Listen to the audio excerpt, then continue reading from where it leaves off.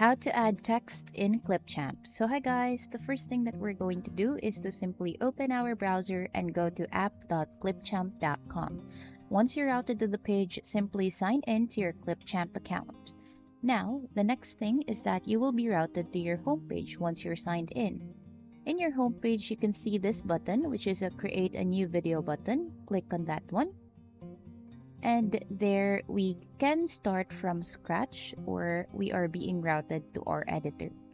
Now here in our editor page, we can actually see in the left panel some options. So you can see their text, click on it. When you click on text, you will see a variety of options that you can choose from to add to your video.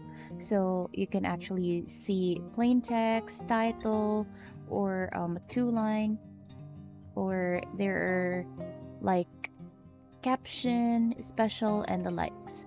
So let's make use of the plain text right here. So simply click on this plus button, and then after that, here in the right panel, you can actually make some edits. If you want to change the font style, and the likes, you can do that one by simply clicking on the drop downs right there. And then let's backspace and input the text that you would like to add into your video. And there you have it. You have added a text to your Clipchamp video.